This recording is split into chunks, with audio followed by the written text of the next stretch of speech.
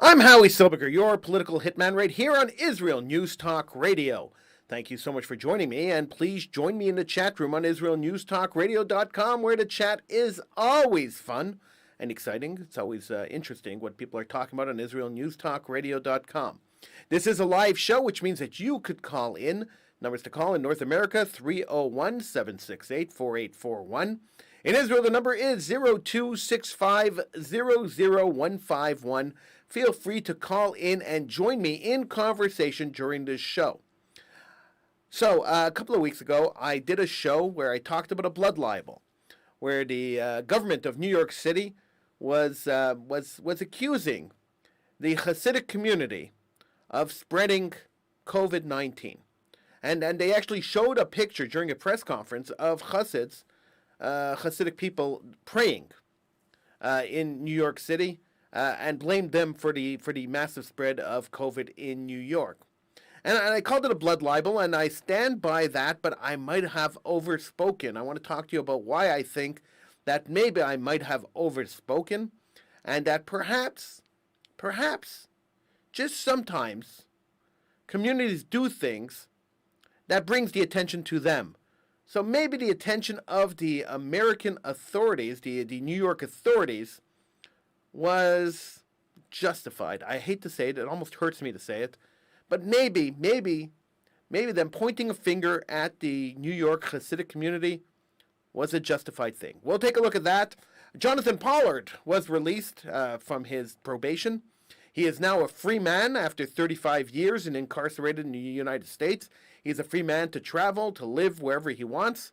And I want to take a look at the Jonathan Pollard story. Actually, Haaretz, surprisingly, had an excellent article on that. I want to share that article with you and discuss that with you. So all that and a whole lot more right here on Political Hitman. Feel free to join me in the chat room at IsraelNewsTalkRadio.com. You could call me in North America, 301 768 4841.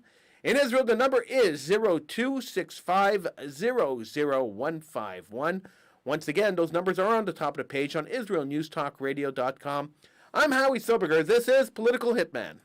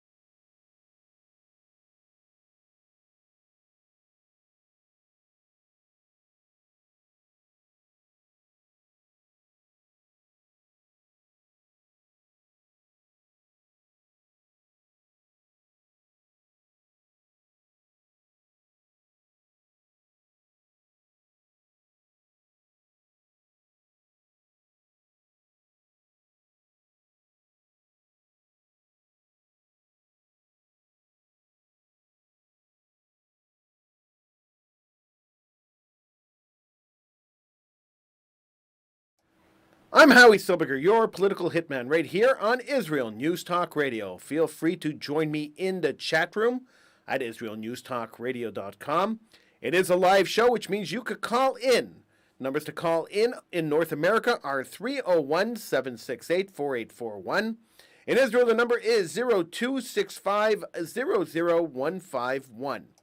So a couple of weeks ago, I did a show where I called out the mayor and the governor of New York and said that they were committing a blood libel against the Jewish community. And I honestly felt at the time that they were unfairly pointing out the Jewish community and unfairly blaming the Jewish community, the Orthodox Jewish community living in New York, particularly in Williamsburg and Crown Heights, but more particularly in Williamsburg. They were blaming them for the spread of COVID. And basically saying that they were the initial spreaders of COVID, and they were the ones that were causing the massive outbreak of COVID in New York City. I called it a modern-day blood libel because when you make false accusations against Jews, saying that they are the sole spreaders of a deadly disease, that is akin to a blood libel. A blood libel that, hundreds of years ago, there were blood libels against Jews, saying that they did all sorts of things that hurt non-Jews. And so this was akin to a blood libel, and I called it just that. And I honestly believe that the New York governor and the mayor were wrong in what they did. In fact, the mayor actually apologized for his role in the blood libel. But now I'm starting to have some second thoughts. I'm starting to look at the situation a little differently. And the reason for that was an event that happened last week. A massive wedding in Williamsburg. So the Jewish Telegraph Agency tells the story, and I want to share that story with you. After one massive wedding that was scaled back under pressure and another one that went off in secret, one of the most important leaders of the Satmar Hasidic community delivered a speech that amounted to a declaration of war. Here's the quote. Well, here's one of the quotes. "We endured 3 difficult weeks. Indeed, the school administrators, not only here but also in other places, very nearly capitulated, because it is exceedingly difficult to do battle with the government. It takes enormous amount of energy." Rabbi Aaron Teitelbaum, the leader of a Satmar faction based in Kiryat Joel in New York, said in a speech which was printed on flyers and posted in the Brooklyn Borough Park neighborhood earlier this month. It continued, "And thank God we remained unified. We won't surrender, we won't close down, and indeed, we didn't close down neither the boys' school, nor the girls' school, nor the yeshivas. Neither the large ones nor the small ones. Everything proceeded as usual. God came to our aid, and the authorities realized they were dealing with stubborn people." This week, the New York Post reported about a Satmar wedding, one of Teitelbaum's grandsons, that was organized and held in secret this month in Williamsburg, with thousands in attendance. New York Governor Andrew Cuomo called the plans totally deceitful, and New York City Mayor Bill de Blasio said the synagogue that hosted the event will be fined $15,000. When asked why they didn't stop the event, de Blasio answered, "Well, New York's a big city, so it fell under our radar." As they were making their comments, last-minute planning was unfolding for another wedding, this time in Kiryat Joel. Reporters for the Daily Beast observed people coming in and out of a wedding hall on Monday night, with workers bringing in pallets of bottled water. The Post reported Tuesday that the state police were investigating the wedding. Even with all the attention they have drawn over the past several days, the weddings are not an anomaly in the Hasidic community, despite being in clear violation of the state's rules against large gatherings during the pandemic. Weddings have been happening in Brooklyn for months, with precautions such as covering windows with paper and guards at the door in case an inspector shows up to keep them from being detected. Members of the Hasidic community say that the weddings aren't likely to stop, in part because cases are not translating into large numbers of hospitalizations and deaths seen in the spring. Also, the push to stop them is coming from outsiders. Here's a quote. "I don't think the government can do much, to be honest," said Mayor Levin, a Hasidic writer who grew up in the Williamsburg Satmar community. Some critics say the lack of secular education in the Hasidic community is to blame. In fact, Rabbi Teitelbaum himself linked the defiance of COVID rules with the ongoing fight against government attempts to increase secular education in their Jewish schools in his speech, which was given at a post-wedding celebration following the secret Williamsburg wedding earlier this month. They want to change the education of our sons and daughters. God forbid, the Satmar leader said, adding that we will not capitulate and we will not change. We are not going to change. We will say it again and again. Klal Yisrael will take no orders or anything of the sort, whatever form it might take, whatever will come, he said, insisting that the Satmar education system would remain the same with minimal secular education. Naftuli Moster, executive director of Yafid, an organization advocating for secular education in Jewish schools, called the speech evidence that leaders of the community believe they are above the law. When someone tells you who they are, believe them. If there's any doubt as to how the Hasidic leaders feel about the government regulation, here's the proof, Moster said. Hasidic life, by the way, it's obvious that Hasidic life has never been conducive to staying at home. For large families common in the Hasidic communities, keeping children home from school is not practical in cramped New York City apartments, particularly without tablets and computers to keep them occupied. Much of the life is communal spaces like schools and synagogues, making social distancing all but impossible. And the increasing influence of pro-Trump media has seeded skepticism of the coronavirus. Now, residents of the Hasidic Williamsburg community have largely returned to pre-pandemic life. But in the case of the continued large weddings and lack of compliance with interventions as simple as mask wearing, community leaders are playing a crucial role in encouraging defiance, according to some Hasidim. They take the lead from the Rebbe, so if their Rebbe isn't walking around with their mask, they're not going to think it's important, an administrator of a health clinic in Williamsburg said. At the large Williamsburg wedding held in secret, the groom was one of the top Satmar rabbi's grandsons. Who's not going to go, the clinic administrator asked.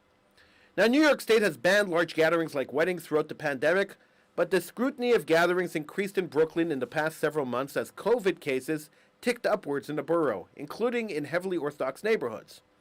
As COVID tests positivity rates increased in Borough Park and Midwood in October. Governor Cuomo created a new system meant to target micro-clusters of COVID cases. That system included new colored zones, with the heaviest restrictions in red zones where schools and non-essential businesses would be shut down and synagogue capacity severely limited, and less stringent restrictions in orange and yellow zones. Now, the Williamsburg administrator of the clinic said that there has been a decrease in patients coming in for COVID testing at her clinic over the past 2 months.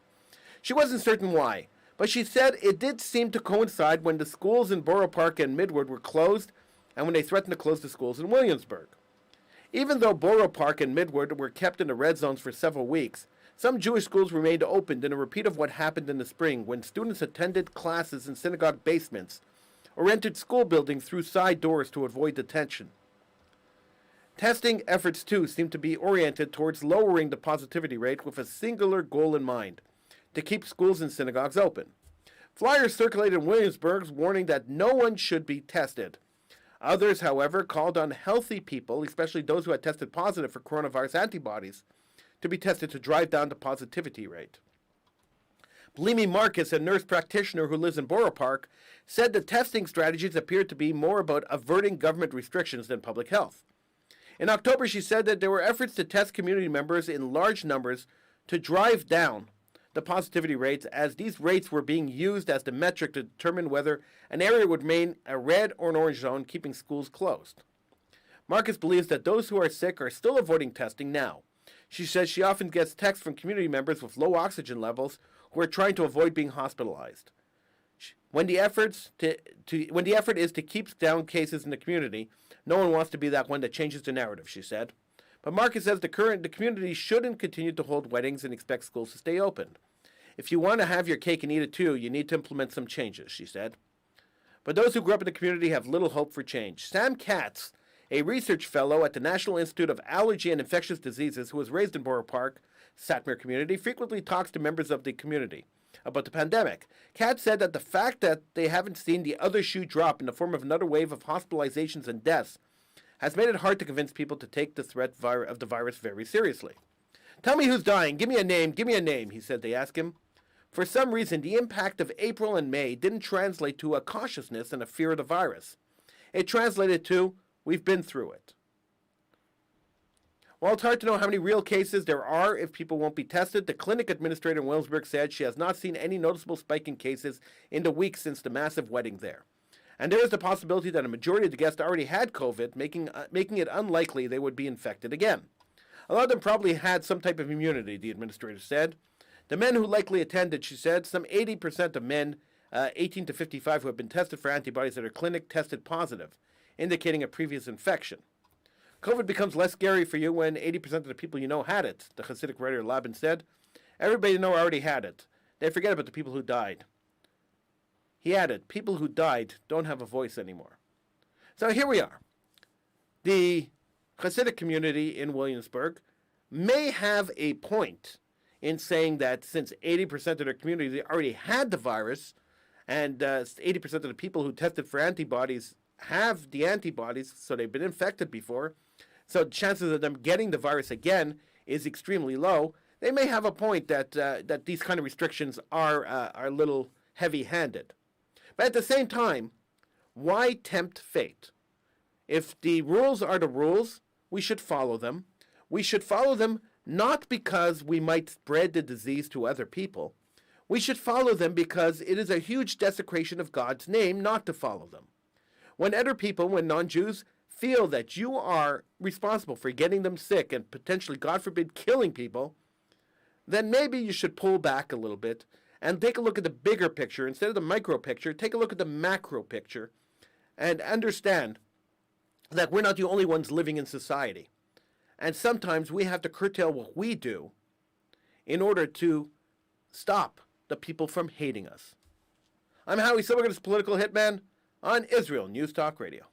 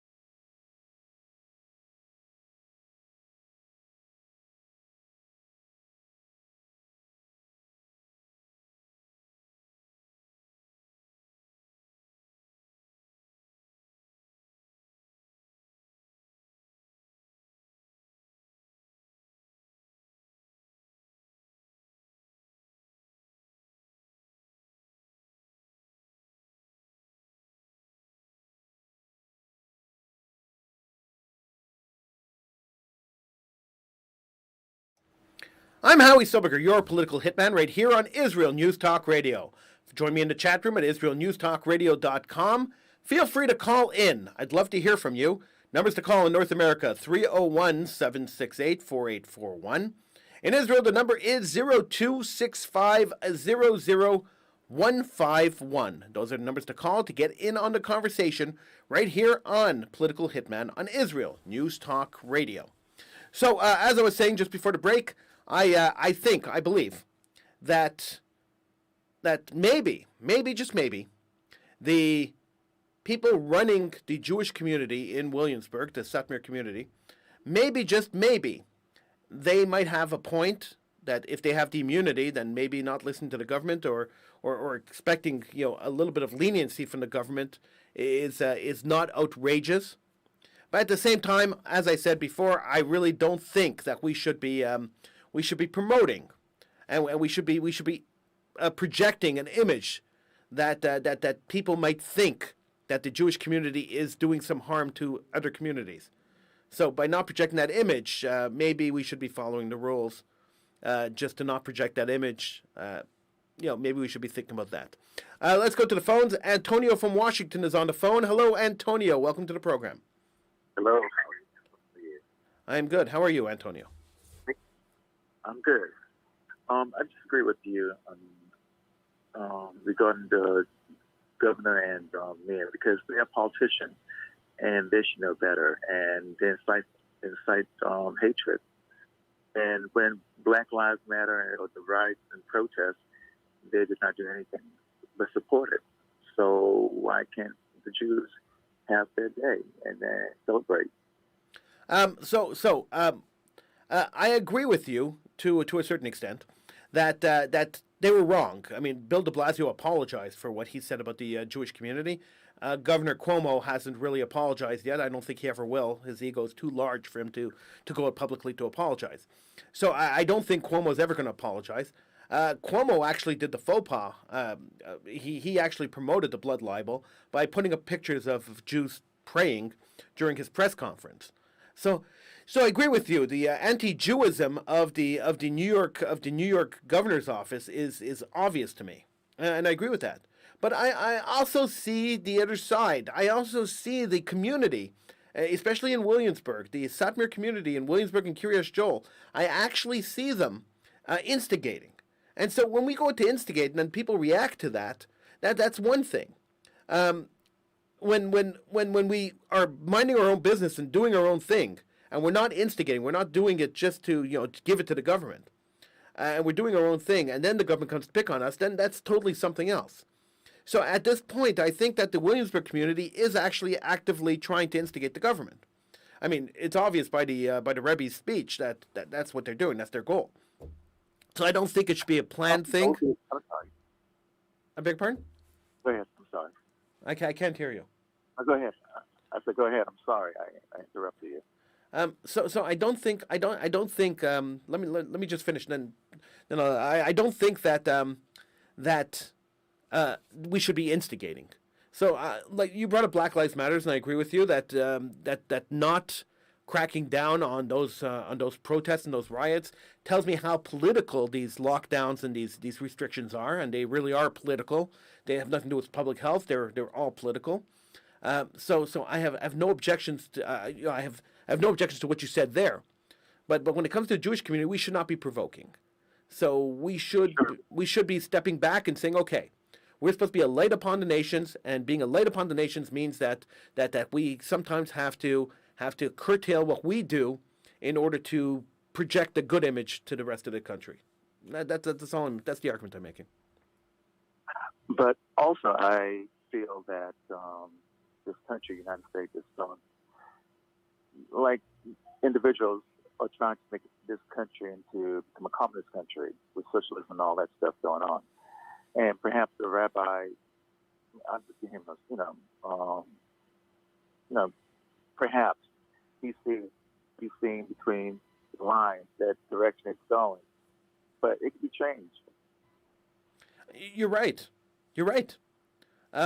No, I'm not saying that the Satmar community should change the way they live.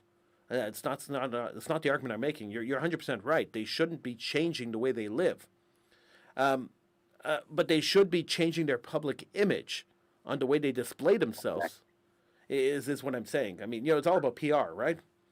So Black Lives Matter came out with some with some comment. I mean, they're a radical Marxist crazy group, but they came up with some comments that would actually, they came up with some policy points that would appeal to the mass majority of people. Like they even came up with stuff that even I said, well, they have a point, but they're crazy. So them demonstrating and them protesting and the government not cracking down on that was wrong, 100% wrong. They should be apologizing for that. That was discriminatory and totally wrong. But at the same time, they were trying to project themselves. I'm not talking about Antifa, just Black Lives Matter. They're trying to project themselves as a respectable organization. When you come out publicly and you say, when you come out publicly and say that we're defying the government and that we're going to stand against the government, we're going to defy the government in every way we can, that's not projecting a light upon the nations. I'm sorry. But also the Constitution have, I think that the Constitution was going that direction with state and church conflict with each other. Okay, and so tell me, Antonio, then where are the massive protests of Roman Catholics on the street because the churches were closed? Where are the massive protests of Muslims on the street? Where are the massive protests of Hindus on the street? I don't see it. Where are these people? It's like they've voluntarily. Most Americans have voluntarily given up their constitutional rights.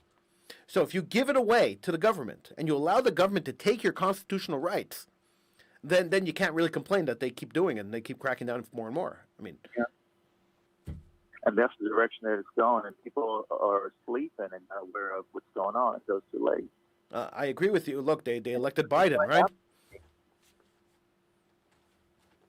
It's sad because when I look at things and I'm like, wow, and chat with people, like, oh my gosh, you really that stupid, because they believe what they believe in, but they're ignorant. There's no excuse for it. And I just feel like the mayor and Bill, whatever his name, I call him Big Bird, but his apology will not be accepted because he knew what he was doing. Before he spoke talking, he thought it. He's a politician. He's been trained to lie. You're 100% right, and I don't think that anybody should accept the apology from de Blasio, and I don't think anybody should accept the apology from Cuomo if he ever gets off his high horse and actually apologizes. They shouldn't be accepted. These guys should not be reelected. Forget about accepted. These guys should be thrown out of office. But that's not happening, is it? I really do hope so. I mean, something has to give. Enough is enough. I mean, come on. I agree with you, Antonio. I can't even argue with you. Antonio, thank you so much for calling. I appreciate it. Appreciate your call. No problem. Thank you. Thank you. That was Antonio from Washington. Thank you so much, Antonio. Give me a call if you want to get on the conversation. Feel free to call in. North America, 301-768-4841. In Israel, the number is 0265000151. You could get those numbers on the top of the page at israelnewstalkradio.com. And, of course, you could join me in the chat room at israelnewstalkradio.com. So I agree with Antonio. Antonio is 100% right. The Constitution of the United States of America allows, separates church and state. The state should not be dictating what the church does, and the church should not be dictating what the state does. So the state should not have any power over telling a synagogue that you can't open or that you can't have a wedding. The state has decided to override the Constitution, and I don't know how constitutional that is. They've decided to override the Constitution for public health reasons. So because COVID is such a dangerous disease, they've decided to override the Constitution of the United States and forget about the separation of church and state. And so the state's now controlling the church. Now, if the Satmar community is fighting back against that, then be clear about that. Then saying, look, there's a separation of church and state. We are a synagogue. You have no right to tell us what to do. I could respect that a lot more than what they're doing. Don't have clandestine weddings. Don't go and try to hide and try to get around the rules. If you want to oppose the rules, go into the streets and oppose the rules. You don't agree with what the government is doing or what the government is saying, that's fine. Then you have the constitutional right to oppose what the government is saying. Don't do it clandestinely. Don't do it. Don't hide. Do it in the public. Do it in the open. Let the public and let the government know what you feel. Doing it, hiding and doing it, it just feels wrong. It feels like you're doing something wrong. If you're not doing anything wrong, if you're following the Constitution, you're following the laws as they're written, not the public policies as they're dictated, but the laws as they're written, then you should do it publicly. So I think I think that drawing the attention to themselves by trying to do things underground and try to do things clandestinely is 100% wrong. And this is where my issue is. So while I still believe that Governor Cuomo committed a blood libel when he accused the Hasidic community of being the sole spreaders of COVID, knowing that other communities in the city were also spreading COVID, and it wasn't only Jews that got COVID. While I feel that was wrong, I also feel the Satmar community is not handling this properly. So maybe they should back up, retake a look at what they're doing, and then decide to do things a little more openly, as I decide to do things a little more honestly, and decide to do things to spread light upon the nation. I'm Howie Silver's Political Hitman right here on Israel News Talk Radio.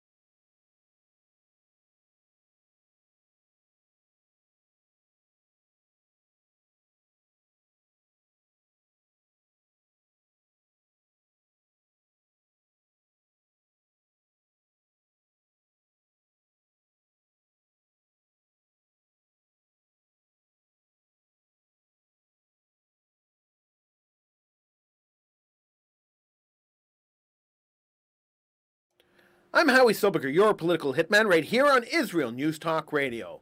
Join me in the chat room at israelnewstalkradio.com. Call in. In North America, the number is 301-768-4841. In Israel, the number is 0265000151. And I'd love to hear what you have to say. I'd love to talk to you. Now, I found an article on Haaretz. I normally don't share articles from Haaretz. I don't think they're a legitimate news source, so I generally don't share articles from Haaretz, and I don't talk about them on the show for sure. But this article here was actually decent. It talks about Jonathan Pollard, and I thought I'd share it. Now, just a little bit of background. I've been a big advocate of the release of Jonathan Pollard for years, since the early '90s.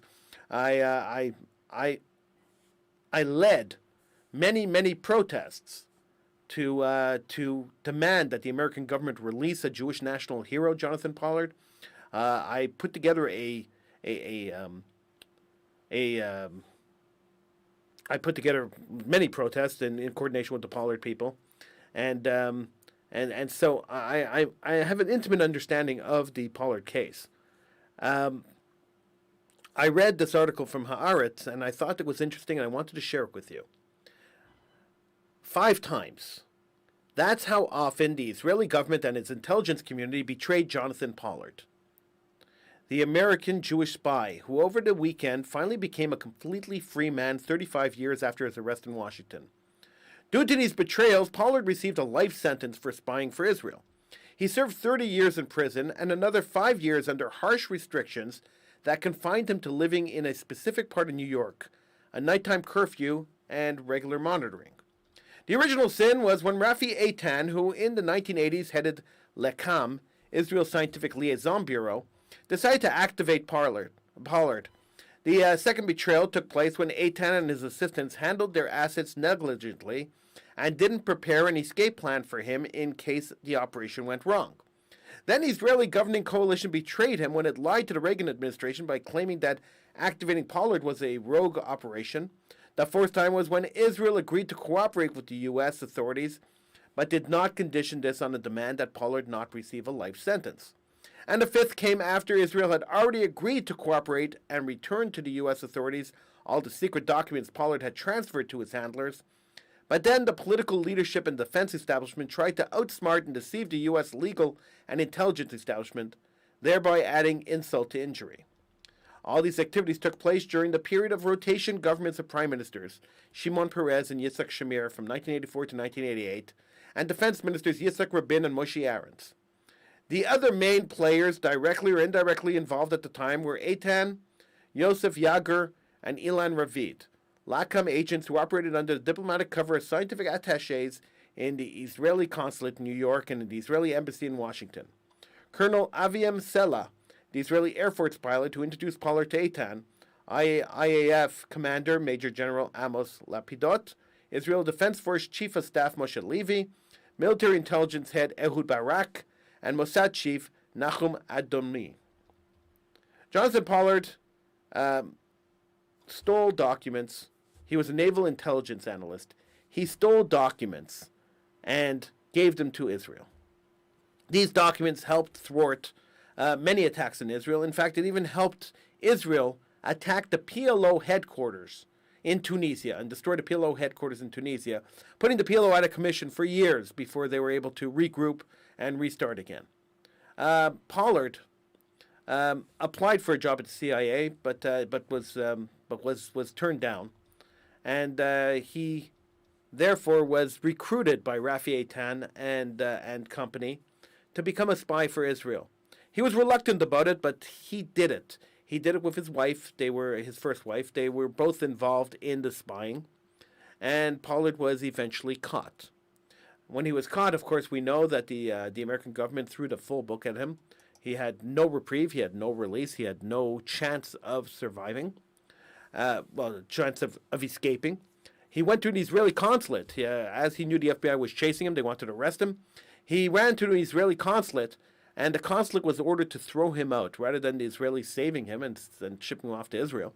The consulate was ordered to throw him out, to remove him from the consulate. Rafi Eitan made that order. And Pollard was removed from the consulate and arrested by the FBI, and then spent 35 years in prison and another 5 years paroled. And now he is a free man. And we say, thank God he's a free man. The sentence was a travesty of justice. It really was. The stuff that Jonathan Pollard gave to the Israelis, the information he gave to the Israelis, was information the American government was supposed to give them anyway, which they didn't. They were betraying their deal with Israel. They had a cooperation deal, an intelligence cooperation deal, that they were betraying with Israel. Pollard was giving them immaterial that should have been handed over by the American authorities anyway. This came out in the trial. So we had a situation where a spy gave materials, and he was a spy. There's no question. Did he deserve punishment? Of course, all spies deserve punishment. There's treason to the country, so they deserve punishment. He was giving classified information to a foreign country, even though it was an ally. It was still a foreign country. So anyone who does that deserves to be arrested and deserves some punishment. Now, spending the amount of time Jonathan Pollard spent in prison, in the conditions he was forced to live in prison, that's not so acceptable, in my opinion. That should have been mitigated, and the amount of years he spent in prison should have been mitigated too, especially since he got more time in prison than people who spied for foreign countries did. People who spied for Russia got less time than Jonathan Pollard got in prison. And so one has to wonder, who did he really get upset? Who did he really piss off? Excuse the expression, but that's the question. In order to be able to get a sentence quite like that one. And so the answer was quite simple. The intelligence community of Israel were embarrassed that they were caught, so they abandoned him. The Americans didn't really know what to do with him, and Caspar Weinberger was embarrassed that his Defense Department, he was the Secretary of State, and his Defense Department had dropped the ball and let this low-level military analyst get all these classified documents and ship them off.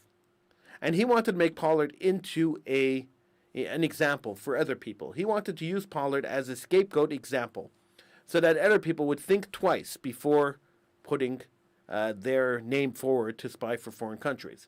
In fact, it was so obvious that Weinberger wanted to do that the CIA hung up a portrait of Pollard. They hung up a portrait of the guy, the spy, in the hallway leading to the interrogation room. As if to say, anybody walking to that interrogation room, if you're a spy, remember what happened to this guy. So now that Pollard's free, he's free to move to Israel. Now he's declared that he wants to move to Israel, but I'm confused as to why. A country that betrayed him as much as Israel did, a country that abandoned him in his time of need. For years, they refused to admit that he was a spy, and then when they did, they just half-heartedly tried to get him out of prison. So one would wonder why Jonathan Pollard would want to go to Israel. And the only reason I could think of is that he is a Jew, and Israel is his country, is his land. So regardless of who the government is, regardless of what the government did to him, regardless of anything, a Jew should be in Israel. And I think that's what Pollard was thinking. I think that's what Pollard is thinking. So his wife is sick, and he said that he will go to Israel as soon as his wife is healthy enough to travel. And I wish him the best. Anybody who served 35 years in prison and lived to get out of it, anybody who served 35 years in prison and is able to tell the story, I wish the best. So I wish the best to the Pollards. I hope that his wife gets healthy, his second wife gets healthy, and that they were able to make Aliyah as soon as possible, get out of the States and start a fresh life in Israel. I look forward to that. Now, does that mean that I agree with what he did? Of course not. Does that mean that, well, to a certain extent. I agree with what he did to a certain extent because what he did saved lives. And any way you can to save lives, any opportunity you have to save lives, you should use that opportunity. So I agree that he did save lives and that's something that we should acknowledge. But I also agree that that if he was passing on information that didn't particularly save lives, if he was putting other people's lives in danger, then maybe he should have been punished. But he was caught spying, so breaking the laws of the land you live in, you have to suffer the consequences. But 35 years was an awful long time, and we didn't see with Jonathan Pollard. We did not see the kind of protest you saw with Shalom Rubashkin. You did not see the kind of protest the kind of lobbying that you had with other people who were arrested by the government. The religious community really just did not respond to Pollard. They didn't care. And why? Well, I asked that question, and the answer I got was quite simply, he's not one of us. He's a Zionist. There you go. I'm Howie Silberger. I want to thank you for joining me here on Political Hitman on Israel News Talk Radio. I'm on every week, and I hope you join me every week right here on Israel News Talk Radio. It is always fun to be on the air. We are live. The show's always live, so feel free to contact me. Go to my page on IsraelNewsTalkRadio.com. I have an email address. Feel free to send me an email. I will respond when I have a chance, and I appreciate you tuning in. So until next week, I bid you all a good week. I hope you stay safe. I hope you are happy and healthy. And I will see you again next week on Political Hitman on Israel News Talk Radio.